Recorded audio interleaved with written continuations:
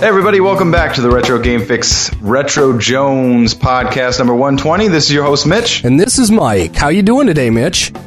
Well, today I'm doing quite well. I was meant to say top of the evening to you, Mike. How are you doing today? I've been meaning to ask you something for a long time. If you could just answer this question for me, Mitch, I wanted to know how you're doing as well. You know what? I'd like to answer that question as thoroughly as I can possibly answer it. And I'd like to say that I'm doing quite well today, and everything is great. Thank you, Mitch. I appreciate your candor. Now, if we could just get on with the show, that would be fantastic. I don't know how to change my voice because this microphone is in front of me, and anytime you put a microphone in front of me, I can't talk with a normal voice. I appreciate your professional voice. My professional voice is horseshit right now because it's been a long day and I'm losing my voice already. Mm-hmm. Yeah. Mm-hmm. So what's been going on this week, man? Oh, not a lot. I had my last day of work at the old job. Was it sweet or was it bittersweet or you just didn't give a shit? Nah, I just didn't give a shit. Yep. It was real awkward. It was just awkward. Get out of there. Yeah, I was like, well, I'll see you guys later. I really regret not taking some time off in between this one because I start my new job tomorrow, but the sooner I start, getting paid. Get that Skrilla. I was actually... because I was asking you before. I was like, why didn't you just take off a week? And you're like, money? And I'm like, yeah, that kind of makes sense. Yeah, because might as well get it over with, man. The first day of a new job always sucks. So it's actually usually a cakewalk at a job like this. They're like, here's your office. Sweet. I'm going to move things around for a while. Inserting my thumb into my butt. You want to go to lunch today with the team? Sure. No, so that'll be fun. But yeah, I took 2 weeks off when I switched to this other job, and yeah, I just didn't want to eat 2 weeks of pay again, considering also it's kind of a short week, going for 2 days, get the 4th off. Yeah, you might as well get paid for that holiday. That makes sense. Yeah, See, man, there's always some things that I'm like, what are you thinking, man? Like the Switch, for example. and you always give me the one good answer. Well, I wasn't. Yeah, I mean, that wasn't really part of it as much as just like, there's a day off in there and I can start getting my checks. So I was like, fuck it. Yeah, those are pretty much the only good ones. Fuck it. Yep, totally. So what's up? Anyway, nothing, man. Actually, a lot as far as diner. I think I'm probably going to talk a little bit about that today. I'm going to talk a little Switch in a bit, and that's about it. What about you? Not much. I bought some things on the Steam sale that I did not get to play. So I didn't even know there was a Steam sale. It's going on until the 4th, my friend. I just thought of something else. So you should do that. And then I picked up The Crew 2 on Xbox. So I've been playing a little bit of that, so I have some thoughts there. It's a racing game that I would love to talk about, and that's pretty much it. So I'd love to talk some Steam sale, some VR, and some Crew 2. Yeah, exactly. Yeah, VR was one thing I wanted to talk. Yeah, we were talking about this before we actually podcasted today, too. What are we going to talk about today? And professionalism at its best. Yeah, like 30 seconds before we podcasted. Again, that's how we prepare. Literally, when we tell you we don't plan, there is no planning. Really? When I tell you there's no planning, I mean there's no planning. We don't even plan these voices. Anyway, because I was just saying before the thing, I meant to ask you what you've been doing on VR, and you know what? We might as well have that conversation on the podcast because that's how we do everything. We should, yeah. So we can talk about that. Great. Well, one of the first thing the thing that I just added to the list right now, the thing that I just thought of, is it's July 1st, right? Or is it still June? No, it's July 1st. Oh, yeah, right? The Williams tables are gone. Yeah, you just added that. Williams and Bally tables, they gone from the pinball arcade. And I totally meant to get in there and just buy a bunch of Williams and Bally tables, but I totally forgot. And ultimately, whatever, I don't care. But isn't that stupid? We kind of talked about that a little bit last week, and I missed it on the Switch because they're already taken off the Switch's library. And I looked it up, and some people were like, they gone. Yeah, it's dumb. No, it's so stupid. I think they're just like I said last time too, I think they're just like, there are a lot of people who are like, Stern Pinball's the greatest thing ever. And that's fine. I get it. If you say that, like they're very smooth, nice, shiny pinball tables or whatever. I get it. I'm more for the classics myself. I just am. And this is not even an argument there. That's just what I enjoy. But I understand why people enjoy the other stuff. But they're really pandering to the Stern crowd as far as that goes. That has to be it. Because who wants to play any Data East or Gottlieb tables? No offense to either of them, but the answer to that is nobody. If they have to pay for it. Yeah, I mean, it kind of sucks. I'm curious to. I don't know what the deal was, what their licensing was when they got those tables, but it's just disappointing that they just let it lapse or something. Well, yeah, I mean that's the part that I think pisses. Yeah, I mean, it just kind of pisses me off a little bit. Well, if you're the Williams Bally license holder as well, like. What are you thinking? You're just squatting. You're just squatting on. I guess you can do whatever the hell you want because you own all that stuff. But you're just kind of like squatting on all those things right now. Why not? Yeah. Unless there's like a plan B out there somewhere where you're like, well, I'm going to license it to these people because they bid a higher price or something. Yeah. But it doesn't seem like that is a thing. So who knows? Yeah, exactly. There are no other ones that I know of that are worth a crap. So anyways, yeah, I just realized I totally missed the boat on that. I've got what I want and I don't really care for the most part anyways, because now I'm playing Switch anyways. So my Vita, my son really enjoys it. He calls it the black phone. So he's like, where's the black phone? So did you, I guess rolling into that, did you beat Mario yet? Dude, I'm so close. Oh, wait, hold on. This is a video game podcast, so I need to make sure to announce our segue. Speaking of Nintendo Switch, let's segue into the Nintendo Switch. Did you play Mario? I did play Mario. How was it? So you're pretty close to beating it. I think I'm pretty close to beating it. I think I've got probably 2 levels max left, maybe 1. I really don't know. I've never played it before, so. Yeah. So let me ask you. Go ahead. Sorry. I was going to say, from where I've gotten, there's actually a level in there for New Donk City, which is essentially, I don't know. They have I don't even care. I guess this is a spoiler, but who gives a crap? Nah, we're set. So we can do this. We're 7 months into this thing. Came out 7 months ago. That's why I titled the last podcast "Your Hot Takes 7 Months Late" because everyone's all about their hot takes. Oh, dude, that's my middle name. Yeah, no, but if you don't want to hear about any spoilers, if you have yet to play Mario Odyssey, go ahead, turn the podcast down, and give us 3, 4, 5 minutes, something like that. And I have to say, if you are also late to the party, hot take 7 months late, just like me, I'd like to shake your hand. Well, I think I think a lot of people are. I thought it was a funny title because I like it. No, everybody, it's funny because I'm not going to rant. Never mind. But everybody's we need to get our hot takes online. And we're just we're going to get our takes online when they're goddamn ready.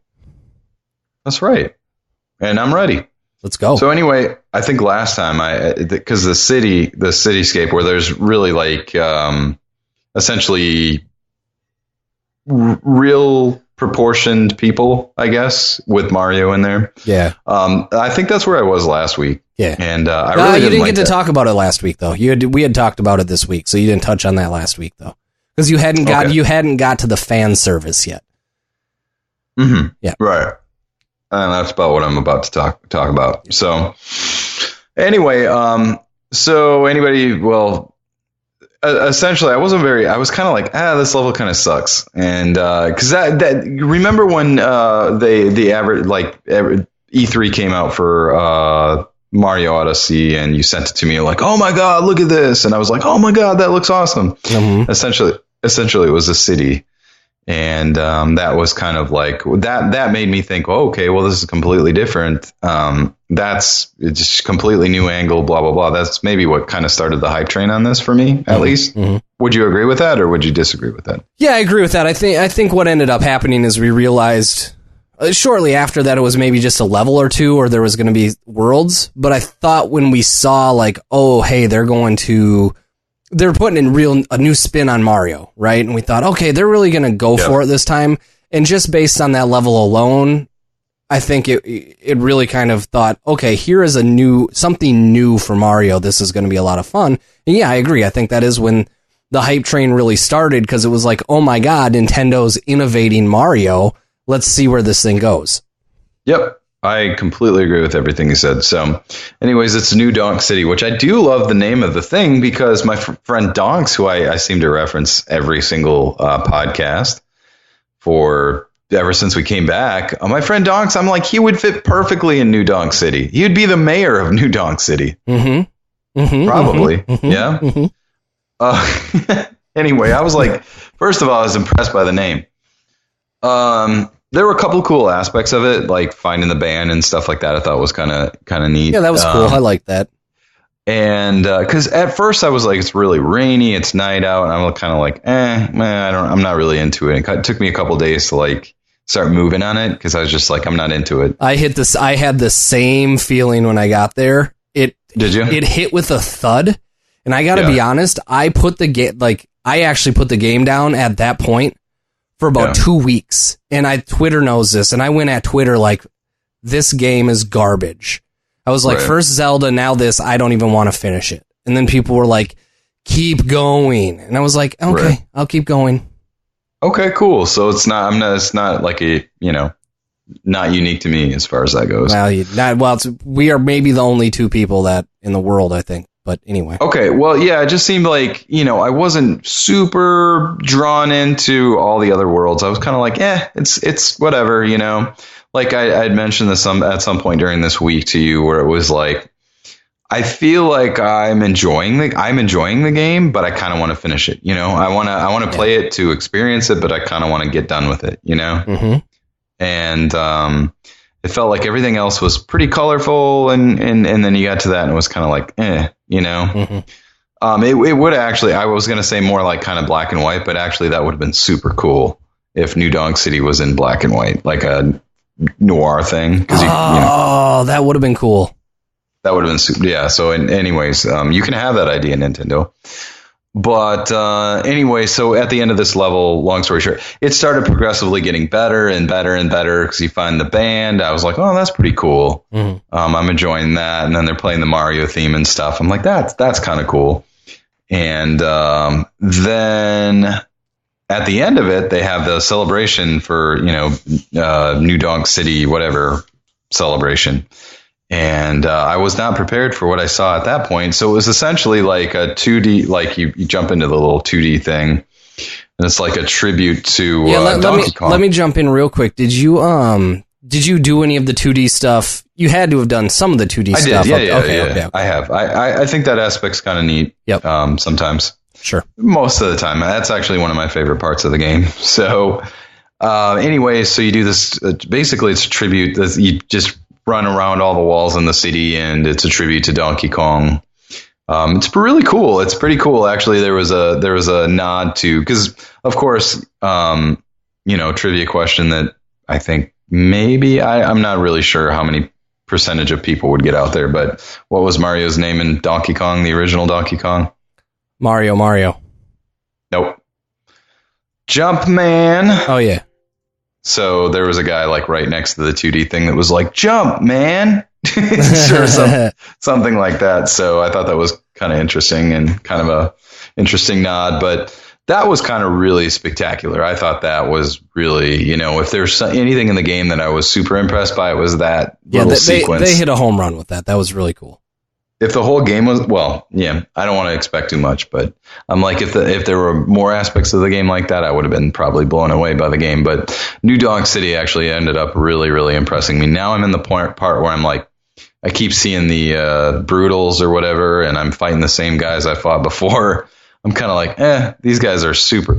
I don't know. I'm just kind of like, okay, I'm ready to be done with this one, So I've kind of slowed down a little bit. Where part of me, I was kind of on a roll the other day, and I was like, well, screw it. I'll just end up playing a bunch. And I played a bunch, but then I can't really get back into it, where I'm just like, I just want to finish it now, Yeah, I hate to say this, but it's kind of forgettable. Like the entire experience is just like, okay, that's minus some aspects of that, what we just talked about. Right, exactly. Yeah. So I don't know. I'm with you. It's a little. I'm hesitant to say disappointing, but man, it's just kind of disappointing. I don't think you're far off by saying disappointing. It's not quite to the level of disappointing, but it's like not very far from it. It's like its next door neighbor. So let me say this. So this was the big thing that everybody told me was, and I don't want to, I'm not going to spoil anything, but everyone told me, well, when you get, like, the end isn't really, you can play the game as long as you want. Because you can kind of keep going and there's some other aspects to it. And like, for me, and I think you're kind of in the same boat here, by the time I got to the end, like, I was like, I don't want to play anymore. Like, yeah. You know what I'm saying? So I don't know. I know exactly what you're saying. How do you feel when this game is done? You see the credits roll. Is that it for you? Oh yeah, I'm done. Okay. I was done a while ago. Right on. Yeah, that was. I was done pretty much after that sequence in New Donk City. I was like, okay, well, that was great. If that would have been the ending of the game, which would have been a perfect ending to the game, I would have probably gone out on a high note, you know? Yeah, I'm also kind of with you there. Yeah. So ultimately, it kind of did come back around. Whereas New Donk City is so far. I mean, I feel like I'm almost done. I've got like enough for like one panel or maybe even two on maximum on the Odyssey, the balloon part of it or whatever. Mm-hmm. So I know I've got one or two levels left. And, but anyways, that was the seller for the game, New Donk City. I guess our initial impressions, what we got excited about were scenes from that particular area. And that turned out to be true. So unless there's something I'm going to run into between now and the end of the game where I'm just going to be blown away, you know? Yeah, I mean, I can't. I could sit here. Not. Yeah, I mean, no, you're not going to. There's not anything that's going to blow you away. Nope. I fully agree with you on that. So anyway, that's pretty much all I have to say about that. But yeah, man, why don't we go into one of your things? What have you been gaming? Jeez, I can't talk again as usual. What kind of game? What kind of stuff you been into? So this past winter, I ordered the Crew 2 on Xbox One. It was normally going to be $100, and they had it for like 60 on like a price error. And they what was this? The Crew 2. Okay. And they fulfilled it, and it's a racing game, and I'll get to that in a moment. But, so I ordered it, and the Crew 1 was essentially this kind of cool concept where you could, essentially, they kind of made their own, like, weird United States. And you could kind of drive through a smaller United States, but you could hit some of the major points, Los Angeles, Chicago, New York, stuff like that. Las Vegas. Okay. And so I got that on PC just for the primary reason of just to kind of use my racing rig on it and just drive around and screw around and race around and do stuff like that. So when the Crew 2 came out, I thought, well, I'll drop the $60 on the $100 version because it seems like they had a really nice idea with the first Crew. And I thought, okay, if they can extend that, that's going to be really neat. Mm-hmm. And so that's why I picked up the Crew 2. So I got it, and in this one you can do, you can like ride, like you can have like planes and boats and motorcycles and dirt bikes and stuff like that.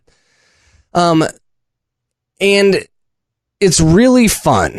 The weird part is, and this is kind of the weird part, is like they loosely try to put a story around it, and the story is like, hey, you're trying to start a YouTube channel for better or worse or whatever, and you need to try to get a bunch of followers. And so the more crazy shit you do and the better you get at racing and driving, the more followers you get, and the more followers you get, the more you'll rank up, and yada, yada, yada. The story is like the lamest story I've ever seen in like an attempt in a racing game in my life. Yeah. But at the same time, like, it's just a racing game. And so I'm like, do you even need a story for it? No, you don't. Absolutely not. And like, I've heard a lot of people like ripping the game apart because like the story aspect. And I'm like, yeah, the story is trash. But at the same time, it's a hell of a lot of fun to play. And like, so every time I'm like, how should I kill some time this week? I've kind of been just like, all right, I'm going to turn on the Crew 2. And every time I've turned it on, I've had a ton of fun with it. And so, I mean, it's one of those things where it's like, technically, is it a good racing game? Not really. But it's a whole hell of a lot of fun. And like, that's all I can really, that's all I can really ask for from it. You know what I mean? Well, I mean, like, what do you mean? Is it a good racing game? Not really. Do you mean like the full package, like a story and stuff like that? Because I don't really even think of. I mean, what do you mean by that? I mean, like, so it's more of an arcade racer, but the handling isn't great, and like there's jumps in it, and they don't quite work. Like, everything doesn't feel quite as good as it should. Like, it's kind of a sloppy game. But I have a ton of fun playing it, and like, I don't know what to even compare it to. Do you remember, like, do you remember, God, there was this game on PS1. It was like an off-road game. I don't remember, but there's nothing real, or there's nothing great about it that sets it apart from other racing games, other than the fact that, like, I just love mashing on the pedal and going, and I love the cheesiness of it, and I love that I can change into a boat or a car or a motorcycle or an airplane at any moment. Like, it just... That's kind of awesome. Yeah, I think the part about it for me that kind of just doesn't connect is, like, they have, like, this serious overtone to what is just this... should just be this janky-ass fun racer, so every time I get to, like, a cutscene or something, and then it's all serious, and it's like, you got 200 followers, you need to keep it up, blah blah blah blah blah. Like, the unintentional comedy is just if you're hilarious. If you got something sloppy and stuff, you got to own it. You got to point those facts out and be like, yeah, this game sucks, but fuck you. Yeah, you're having fun. And so, like, that kind of stuff, like, at first it's kind of funny, and then at some point you're just like, all right, I just want to race. I just want to play this. Yeah. So, like, I think for people that are fans of racing games, like, I think you would actually have a ton of fun with it. I think for anybody else, like, it's probably just not a great game. So I gotcha. That's all. Yeah. But I've had a lot of fun with it. Cool. Right on. Well, one of the things I wanted to talk about this week, because this has pretty much consumed most of my week. So I told you last week, I think I mentioned this on the podcast, that I bought a vinyl cutter. Yes, you did. So I bought a vinyl cutter because they had the stupid 20% off thing, and I hate that, and I love it at the same time, because it's one of those things where it's like 20% off. I got to use it. And do I want to buy it on a $5 thing? No, I have to buy something expensive. Because you want to hit the max, like, $100 off, or at least $80. Oh, yeah. Yeah. You want to get close, or you want something significant, like a significant chunk out that you can't get out any other way. So that's been one thing that I had thought of. And so I'd really been getting used to that. I got my scanner. Yeah, I talked about that last time. Right. And, I've been like doing masks for the inserts for my diner playfield that I'd been waiting to get back. So my buddy finally had finished doing a base clear on it. So essentially with the base clear, it's not anything like official at that point. He's just trying to kind of flatten everything out. So if there's like dings for, because that thing has just been pretty much abused its entire life. So you're going to see like marks where the ball is just, indented it, or what do they call it? Pitted it or whatever. Yeah. Yep. So anyways, he just kind of flattened everything out, and I put a bunch of new inserts. Almost all the new inserts in it are brand new. So, he put a couple coats, probably like 4 coats, but sanded it down to even everything out. And it's pretty good. It could use a little bit more evening out, and I think he's planning on doing that, but it's in good shape right now for what I need it for. So I finally got a chance, because here's the cool part. I'm like, you know how I am. You're the same way, man. When it comes to something new that you're interested in, I go into like obsession mode, where I'm like, I have to learn everything I can about this. And I've been using Inkscape because, I really just looking on Pinside. I pretty much just take the advice of people who, I've seen their work and who I respect what they've done in playfield restorations and stuff. And they're just like, yeah, you can use like Adobe, whatever, and Illustrator or whatever, or you can just use Inkscape. It's just as easy. So I've been using Inkscape because I don't want to pay a subscription fee, I'll be honest. But anywho, I made some masks for it, and sizing was pretty good on some of them. So I got it. I started doing some masks, and so far they look pretty good. I'm pretty happy with it. I don't know if you're like I am on stuff, though. I like kind of bulldoze my way into every problem that I can possibly like fall into. I make every mistake possible. You know what I mean? Yeah, it's one of those things where it's like, well, there's not time for me to learn it, but there's time for me to fuck it up and then learn it. Yeah, that's pretty much, and then clean up my rookie mistakes and shit, right? Yeah, I do that. I'm 100% the same way. Oh yeah, so I made a lot of mistakes here, and so I was super bummed yesterday because I was doing on the bottom. There's like 2 yellow inserts on the bottom, like 2 arrow inserts that are like 3,000 win lit or something, or I don't know, ramp scores 3,000 win lit or something. Anyway, one of them. So I did for that particular one. There's 3 colors. So there's black and there's orange and there is yellow. So I did the yellow first because I kind of figured out how to layer them best. And black is always the last because that's the outline. So I did the yellow, then I did the orange, and then I pull the mask off, like the vinyl mask, and freaking the insert ghosts like immediately, like a lot. And for those of you that don't know what ghosting is on inserts, it's essentially when the clear coat comes up from whatever surface it's on. And so you see like instead of it being clear, it's like a white splotch. You know what I'm saying? Mm-hmm. So I'm like, fuck, this sucks, because this is one of those things. And I think I told you this before, and I'm sure I mentioned it on the podcast, where it's like, this is a long restoration. Ultimately, side topic here, I think everything that I have in my basement is a better game than Diner, but Diner is a great game. I love it. So I'm not in a super hurry to get it in my basement. You know what I'm saying? If I put it in my basement, something else has got to come out, which is fine. I have a plan for that. But so it's a long-term project. I don't care if this takes me a year. My goal is to bring it to SFGE next year. So I got a whole year to work on it, right? Mm-hmm. But it's one of those where I'm like, I don't want to have any regrets, because I'm sure you're the same way. Like, everybody's this way. And I don't even know if there's such a thing as perfect, but I want to shoot for it. And that's always that carrot in front of my nose that I always shoot for, And I want this to be like a no regret thing. And something like ghosting on an insert, I'm like, fuck, there's nothing I can do about that, Yeah. Essentially, people are like, you can take a syringe and put like clear coat in it and shoot it in there and then clamp it down. And I'm like, I can't do that. I guess I could do that, but my God, and I would do that if I had to.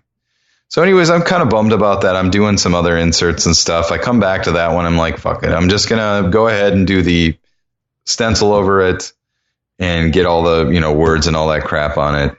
So I go do the first layer, which is yellow, pull off the mask, thing fucking like tears off some of the... Oh man, you're losing your shit at this point, aren't you? Well, no. Actually, believe it or not, this is the opposite. At that point, it's just over that one insert. This one insert is the only thing that's being stubborn here. Thank God. Okay. It could have been a fucking disaster, Could have been. But anyways, it pulls up some of the clear on the insert. And I'd already talked to the guy that did the clear. He's like, there's not much I can do about that, So I'm like, well, fuck it. So I went and got my X-Acto knife and I just cut out the insert, and I just chipped up the clear coat, and it looks, all the ghosting's gone. So that's funny. Essentially what I'm going to do, and I talked to Joey, the guy that's doing it for me and stuff, and he's like, that's great, is I'm just going to go ahead and do the stenciling and airbrushing right now.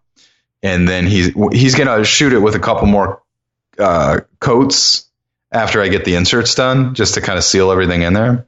And then I don't need to touch that area. So if it's having a hard time sticking to the insert, then that's fine, because I'm not even going to fuck with that anymore, So I'm in a good place. So this was right before we got on the podcast. I was like, awesome. I got the ghosting out, and I'm like, there's a little, it's paper thin. I mean, it's like half the thickness of a dollar bill, so he'll be able to fill that in and even everything out.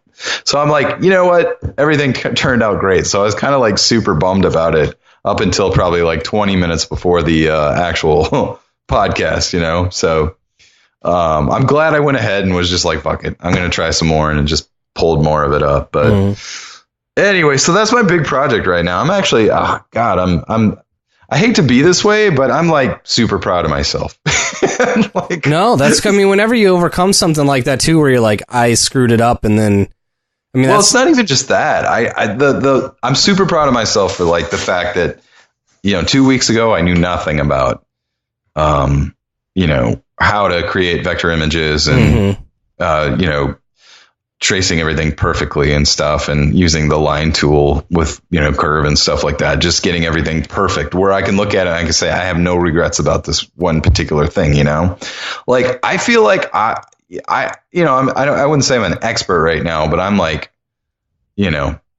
somewhere in the middle, and I was nowhere a couple weeks ago, so it's just been one of those things where I'm like, I feel like I don't have a choice, I think you're like that to an extent too, where it's just like, if I'm having trouble figuring something out, but I really want to do it, I'm like, fuck it, I'll grind away at it. I'll stay up until like X o'clock in the morning, and that's what I've been doing. And I'm super proud of myself. These masks are perfect. That's exactly what I needed. This is what the professionals use.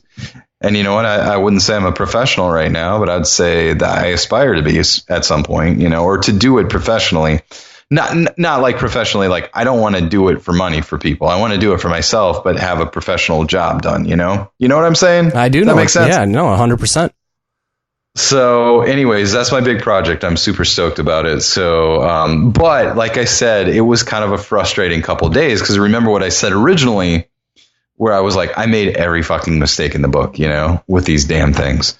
So, anyway, I'm happy. I think I got through a lot of the stupid shit, and most of it had to do with layering and stuff like that. But anyway, that's it. That's it on that whole thing. So complete side topic here. I'm going to get off this topic for now, but I'm going to go ahead and talk about, I want you to talk about VR a little bit, because we haven't checked in on VR. And I kind of got out of the loop as far as that goes. I was going to go ahead and pull the trigger. Yeah. But I never did. So I want to hear what's going on in the VR world that you know of. Yeah, so we were big on VR. Lots of funny stories from back in the day when we bought our Oculus dev kits and a bunch of other stuff. Then eventually we kind of just both moved on from it. And so what ended up happening, why I got back into it was, I ended up buying the Oculus again, with the intent that I wanted to use it for my racing rig. The problem is the Oculus has the, kind of those cameras, those tower cameras. And then so does the Vive. And the problem was, anytime I wanted to move my headset from my office where I had my cameras out to my racing seat, which is kind of in the basement living area, it would get wonky, and I'd have to do a variety of shit to get the cameras to work, or to get it to actually work without the cameras. And so that was a pain in the ass. So I ended up selling it. So then, Windows released. Well, not Windows per se, but Windows released a virtual reality kind of standard that they called Windows Mixed Reality, and third parties could kind of license the Windows Mixed Reality brand, and there was a set of standards that they kind of had to hit. Yeah. And part of the benefit to me was it didn't use the cameras, it didn't use the tracking sensors, it had what's called inside-out tracking. Okay. And so the way that works is there's a few cameras on the headset that can track the controllers in space.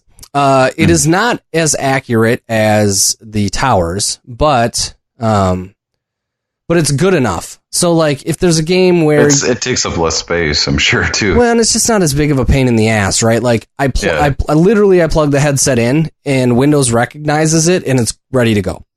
So, if there's games where you have to reach behind you, like one of the games is Robo Recall, which is a ton of fun, and you're kind of this robot, and you're kind of running through a city and just shooting the shit out of people, but you reach behind you to grab guns sometimes, and like, it just assumes where your hand is when it can't see it. But it works really well. Like it's not the greatest in the world, but it's good enough. And so the good thing for me was with the inside out tracking, I can just unplug this thing, walk into the room on the other side of my office, plug it into how I have my wires run, and I'm good to go for my racing rig. But the other thing that appealed to me was with the variety of different headsets, there was a lot to choose from. And the Samsung Odyssey headset had OLEDs for the... Which that's huge for VR too. Yeah. I would assume, right? Well, yeah. And so here's the awesome part is like the OLEDs are 1600 by 1440 resolution. And the new Vive VR Pro or something that's coming out is going to be like $800. And people are like losing their shit over the fact that it has 2 OLEDs in it at 1600 by 1440. And I'm going like, Samsung already did this like a year and a half ago. The headset's been out. And it looks amazing. Yeah. How much is that headset again? Right now it's $399. God damn. With the controllers. The problem is that if you want to play, not all Oculus games work on it. And so you have to use Revive, which is made to play Oculus games on the Vive. And that was one of my questions. Okay. So that's because you had mentioned Robo Recall. Yeah. Right? So that's kind of a pain in the ass. So for example, Robo Recall actually works really good. They've hacked it in and the community kind of patched it and you just install Revive and often you're going and you're playing Robo Recall. But there's an awesome game called Lone Echo that's really fucking good, but it doesn't always work so well on mixed reality. And so for a lot of games, you're kind of stuck with what's in the Steam store. So anything that works with the Vive works really well with Windows mixed reality. And so, I guess the good news is no cameras, tracking is really pretty good, and the headset as far as visuals go is second to none. The pain in the ass is that anything that's quote unquote an Oculus exclusive, you're going to be 50-50 on how well that's going to work with the mixed reality controllers. I gotcha. But that said, so the Steam sale came up and I wanted to do some mixed reality. And, so far I've played got a lot of stuff working. I played through Batman and, Lucky's Tale. I played quite a bit of, I did try to play a little bit of Lone Echo, and then I downloaded Super Hot VR this weekend, and I downloaded...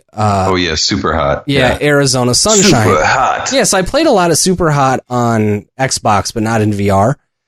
Yeah. And I have tried Super Hot in VR, and it's super cool. I got to be honest, I kind of turned it on, fucked with it, and was like, oh, this is going to be a ton of fun, and then turned it off. And then the other game is Arizona Sunshine, and that's like an actual, that's one of the better attempts at doing a real legit game in VR. And it's like zombie apocalypse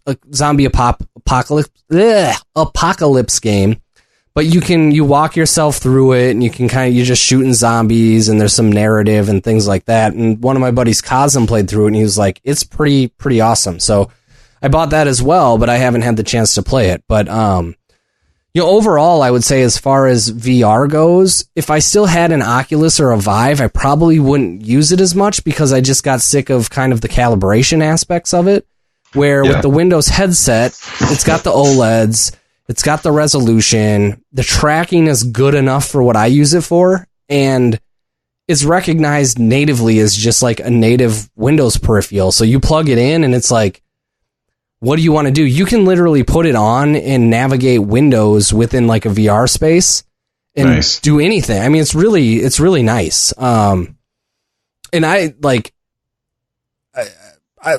can easily recommend it at $399. But how much run you're going to get out of it, I don't know. I couldn't tell you. But it depends on the individual, I guess. Yeah. But I think it's totally worth having at that price, especially in comparison to the cost of the other headsets. I think it's just great to be able to plug it in, turn on the controllers. There's really literally no calibration. You do calibration once where you walk around your room with the headset just to outline your space, and that's it. And from then on, you're good to go. And if you launch a Steam game, for VR, it launches, it pulls up your headset. I mean, it's as close to plug and play as it comes. And I think for us, that was one of the big pain points, is it just didn't feel plug and play. And for Windows Mixed Reality, it just feels totally plug and play. It was I mean, I'm the only one that I had was the DK2, like the Oculus DK2, and like trying to load some of the programs in that, like, because you're saying you could just open apps from Windows and all that. I remember with that, there were some where you had to like close one eye and like crane your eyeball over to be able to like see where your mouse was in Windows and stuff. Like it was so uncomfortable. And it was such a pain in the ass sometimes. Yeah. And just to be able to just plug everything in and have it recognize it and not have to do all that bullshit. And I know Oculus fixed that, all that as well. But they did. The Oculus store is really nice. But like, so let me mention this. So I bought the Dell visor. I bought the Dell visor for $199. It was on sale on Amazon, and I bought that before I ended up picking up the Samsung Odyssey. And the Dell visor doesn't have the headphones on it. So the Samsung one has like the built-in headphones, and they work really well. So it's got like the 3D headphones already built in. The Dell one I got was fine, and the tracking was good, and it felt okay. And for $200, like, I would totally recommend it for $200, but at the same time, I couldn't fit headphones over it, so I could only use earbuds, and then you got to plug the earbuds in, and yada yada yada, and then the headset wasn't like as comfortable as I thought it should be, and so I returned the Dell one, and I see right now on Amazon they're $270, and the Acer one is $259, and then the HP one. The HP one can be bought for $203 actually by a third-party seller, or $205. And so anyway, from what I understand, the HP one is the way to go if you don't get the Samsung one. But none of those have the built-in headphones. And so I figured for the extra couple $100, I'm just going to knock it out, get the one that I want, get the nicer controllers like Samsung. So Microsoft had kind of their default controllers. Samsung actually took the default controllers and made them a little more ergonomic and made them look nicer. So overall, with the better headset or the better speakers, the better screens, and just the better controllers, I thought it was worth the extra $200. Yeah. Well, maybe I'll snag one day. Yeah. Micro Center's got them for Micro Center has them for $399 right now. Why? I think I think one of the things is pretty much has to be like a certain period of time that has passed before I jump on board.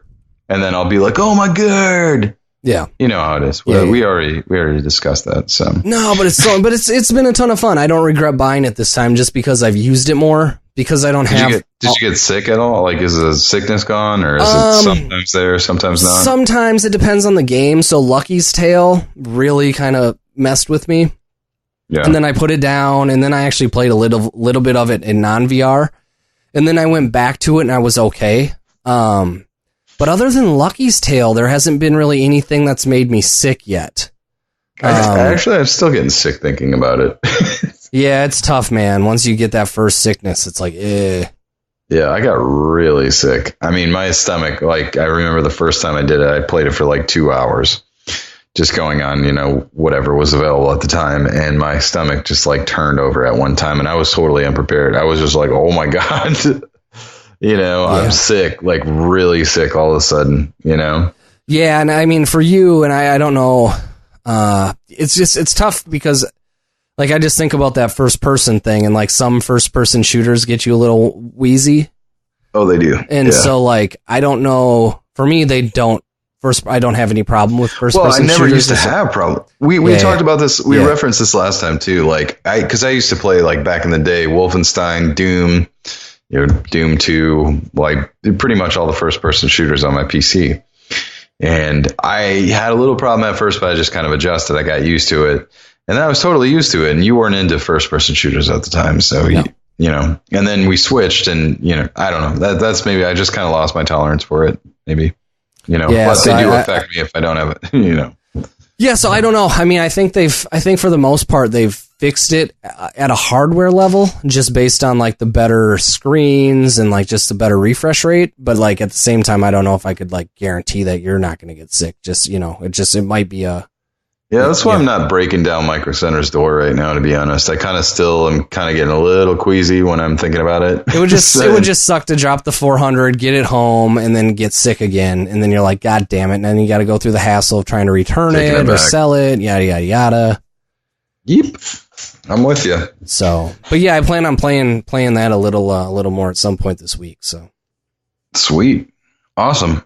Well, just a little side note here. I don't want to talk about this too long, but one of the things I remembered, I've kind of been keeping an eye on that Billy Mitchell video from SFGE, and it is blown up. It is really blown up, man, for better or worse. I think that's actually kind of cool. You know, I feel like that's my event. You know, it's not my event, but it's, you know, it's my event. You know what I'm saying? No, like it's event that I'm always a part of, at least. And it's pretty cool, man. It was at like 60 views last week, and I'm not saying this because of us, but it's just kind of gone around the internet, probably from, you know, SFG posting and all that stuff, and just people sharing it. But it's at like 60 views last week. It's at like, you know, 7,200 views right now, and so it, you know, 231 comments. Apparently, everybody has something to say about it. Yeah, it's still going. It's still now. It's back in the podcast rotation again, and I'm not going to comment any more than I already did on Twitter. But yeah, well, that's fine. I'm just really surprised, man. I'm really surprised at how there's like 120 dislikes and 73 likes.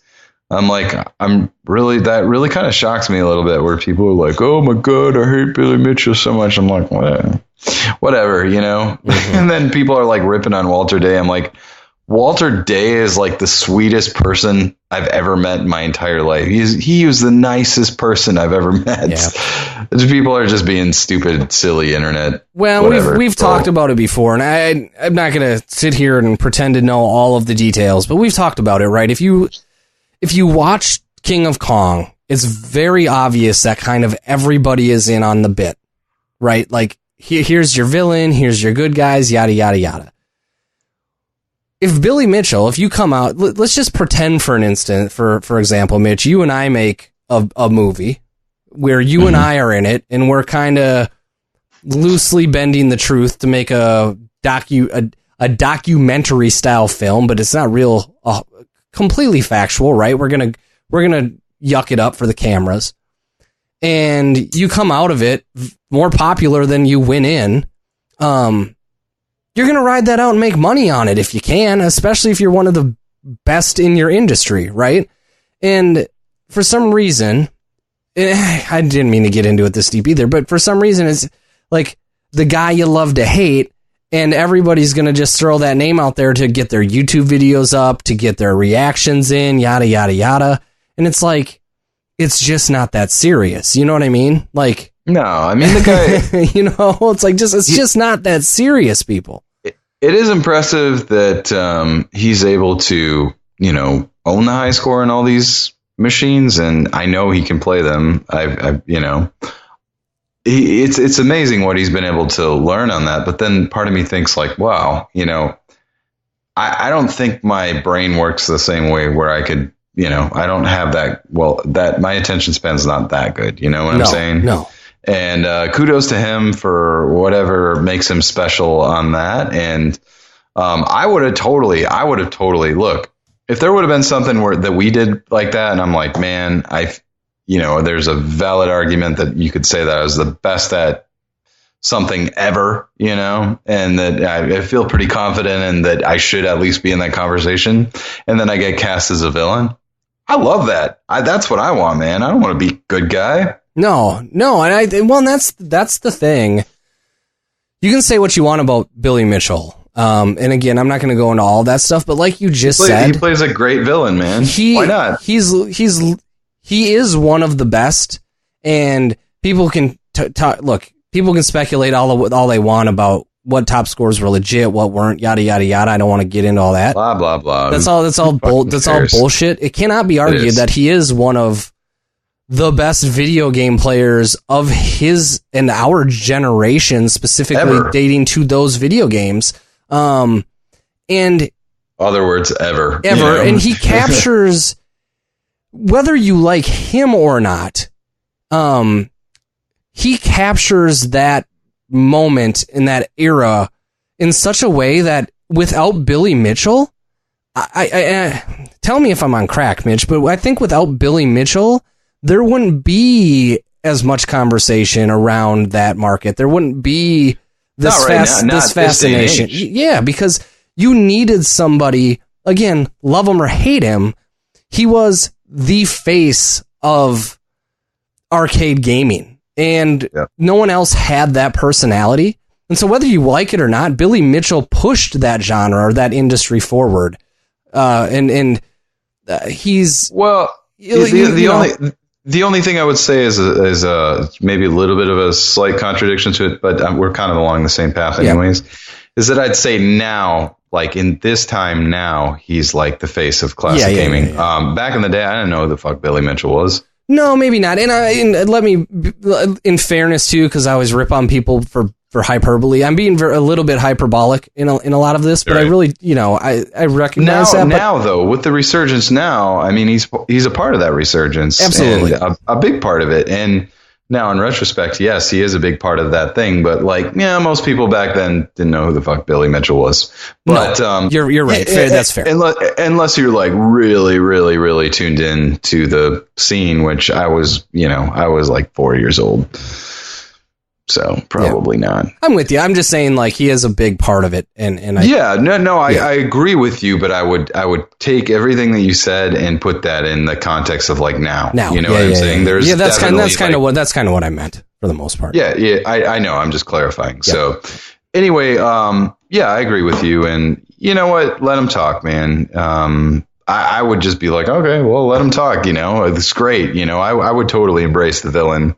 And especially if he has reason to be confident in his skills as a player. And furthermore, who gives a shit? Look, as far as life skills go, person A, I'm a doctor. I'm a brain surgeon. I'm one of the best brain surgeons in the world right now. Or I'm one of the top blah, blah, blah in the world. I'm the top scientist of the world and stuff like that. Billy Mitchell, I'm the best video game player ever. Look, where would you rank those in importance? Who really gives a shit, guys? Seriously. It's okay. It's not the most serious topic ever. It's kind of like a lighthearted, fun topic anyways. Why are we so fucking serious about for us, though, it's easy for us. I just actually kind of got into it on Twitter about this a little bit. There's this weird, and we've alluded to this in other podcasts, but there's this weird, I don't see it any other place other than gaming. I'm a gamer and gamer this and gamer that and yada, yada, yada. And it's nobody's I'm a movie watcher. I'm a book reader. There are foodies out there that are just as douchey when they're I'm a foodie, but I'm I just don't know if it's games are important and games, and I'm not trying to say that they're not important. It's a big part of both of our lives. It is. And I'm not trying to say that games aren't important and games can't have huge impacts on people's lives. But what I am trying to say is there just isn't, there's not enough, literally nothing about those high scores, impact my life one way or another. But I can certainly have an opinion on it. I don't take it that serious. It's entertainment for me. And one way or another, I don't get my underwear in that big of a bundle over it. And I get my underwear in a lot of bundles. We know this based on my classic rants on Twitter and this podcast. You know it, and you know Mike by now. Yeah, and in a lot of ways, I know that I'm being hypocritical. I get that. That's kind of part of it. But it's not that, No, but gaming is, life-changing and all that stuff for individuals, it really is. In the grand scheme of things, in the universe and all that stuff, or at least in the worldwide, planetary, the effect on humanity and stuff like that, it really doesn't go beyond yourself or maybe a couple buddies and stuff or a podcast. It's we're not changing the world. And it's fun for us to talk about. It's fun to react to. It's fun to discuss. I love podcasting. I love podcasting and talking about games and stuff like that. It definitely enhances my life. But all I'm saying is that, like, it's like, you know, cool off, guys. Yeah, we don't need a congressional hearing on this thing. We don't need to send it up the ladder. There are many other things nowadays that you should be getting your panties in a bundle about. Yeah. Gaming is not one of them. Billy Mitchell and his records probably not one of them. Well, yeah, and in fairness, I mean, I think you could have your panties in a bundle over a lot of other things in addition to this if you really wanted to. I don't think they're related in a lot of ways, but I mean, I just look at it and go, like, yes, it's serious. Yes, a lot of us take it serious. And yes, it's monumental in some people's lives. But we're talking about Billy Mitchell and some high scores and yada, yada, yada. And I'm kind of over the, like, what it means for the history of games kind of conversation. You know what I'm saying? Like, it's just, yeah.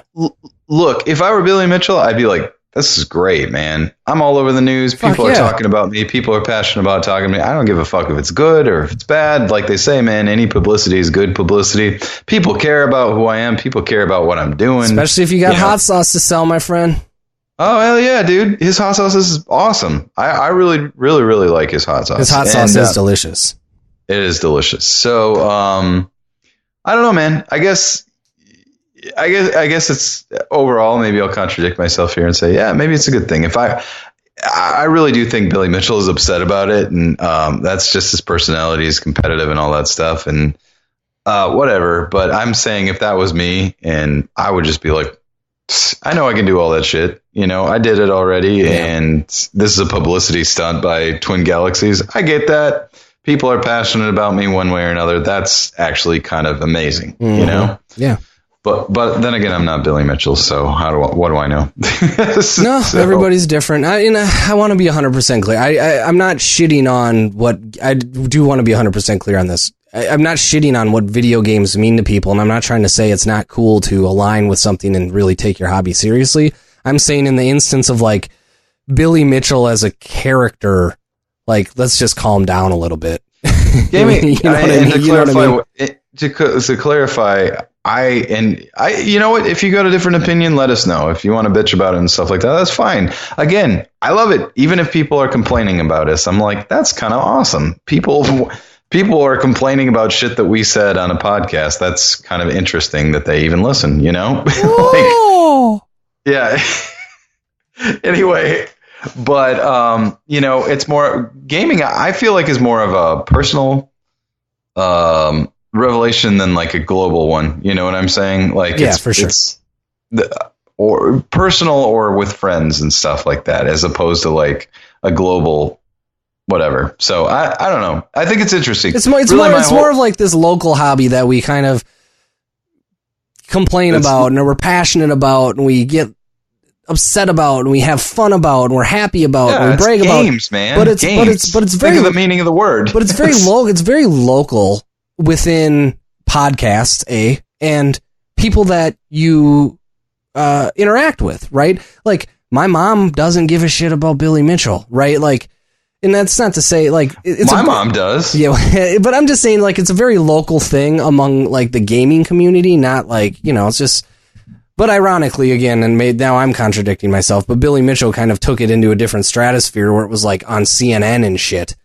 Yeah. You know, well, that's good, man. Whatever. I'm okay with that. You know what? But on a side note, my mom is always like, tell Billy Mitchell I said, what's up? Remember when, always, every single time. Who's that handsome guy you're talking about? Billy Mitchell? We should try to find the bumper Billy Mitchell recorded. I'm sure I lost it now that I've deleted. Actually, I still have it. It's in my Gmail. Gmail saves everything. So you should find that again and send it over, and we'll open up. I bet I can find it right now. We'll open up with that Billy Mitchell bumper maybe next week, or if you get it over to me, I'm not going to edit it tonight. I could do the bumper this week too. Well, you can or not. It doesn't matter. But I just thought it was kind of cool that, like, you know, that video's getting some traction. And yeah, for sure. I don't know. I think that's kind of sweet. So, but anyways, that's literally, you know, it's funny because we're always like, oh, we're not going to talk about that. And then we talk about it. That's okay, man. Everybody else is talking about why can't we? So we have opinions. We have a podcast. Well, I think if anybody, never mind. We can have an opinion on it too. We dodged it for long enough. I figured let's fucking just get it out of the way. I just think it's cool. I think it's cool, but I think that I'm not losing any sleep over it. No. And neither should anybody else. You know, like, and if you do, and if you're really passionate about it, then that's awesome. Good. I'm glad you're passionate about it. That's it. That literally is like, that's my big cop out ending to this conversation. I feel you. By the way, I want to do one thing because we haven't done this in a while, and I don't want to go super deep into it, but I did want to bring up, ain't that a bitch, Vinnie Paul. Oh yeah, we meant to talk about that last week. Yeah, man, that's just like Mitch and I, big music fans. I mean, literally I think everybody's a music fan, obviously, but Pantera is one of those bands I think I can say for the both of us that's just it's on a different level as far as new level, if you will. Yeah, like my fandom for Pantera. Oh my god, it's just they were just so amazing. And when Dimebag got killed, like that shook me up. Like I think that was one of the first times that I was really kind of shook up a little bit.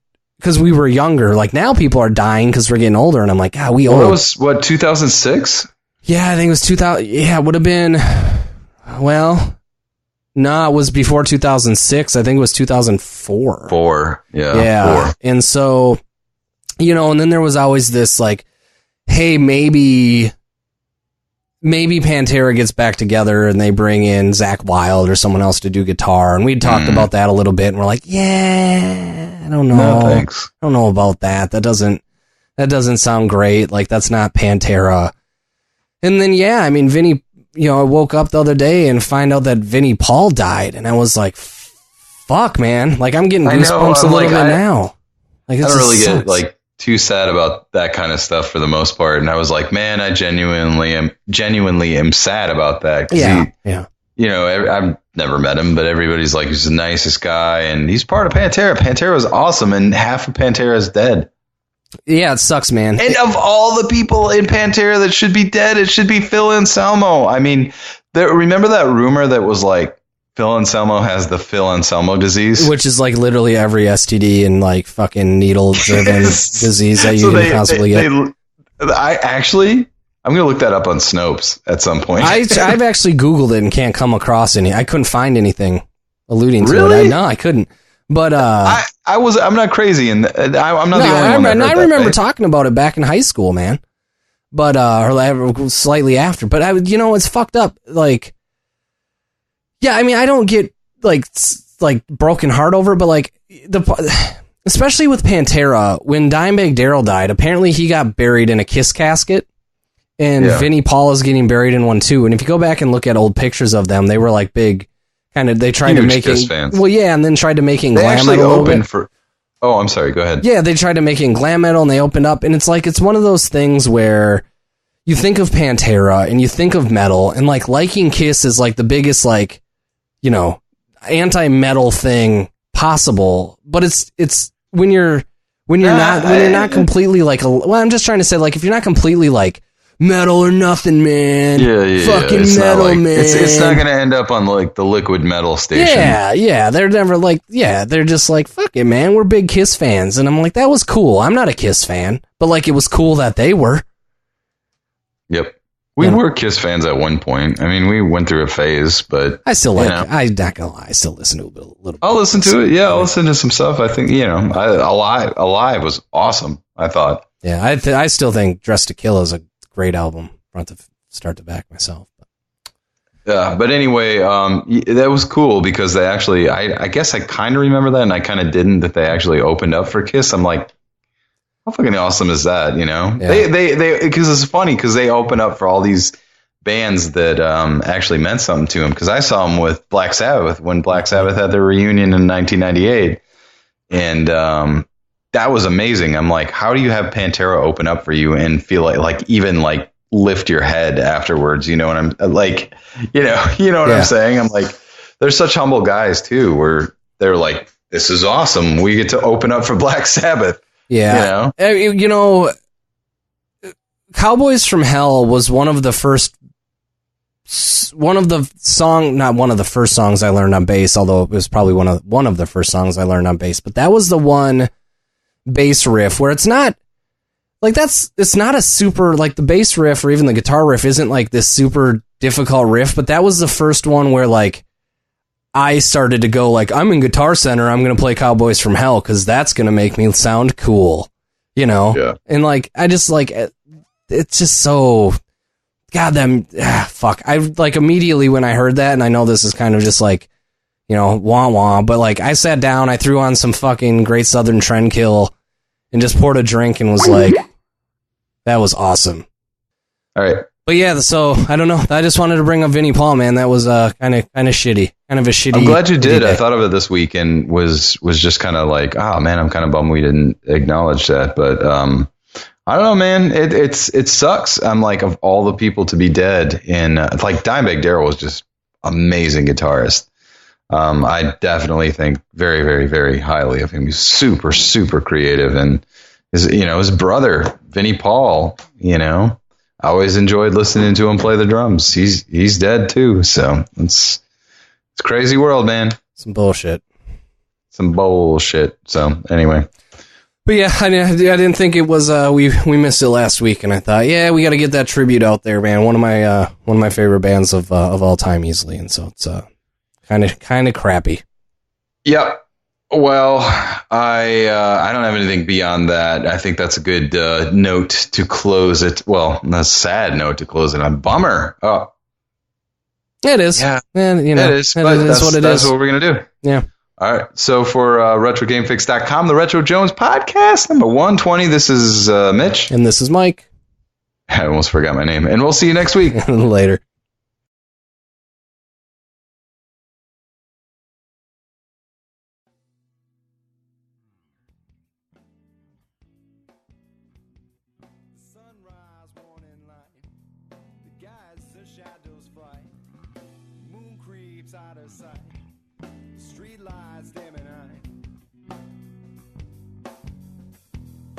Way this city died.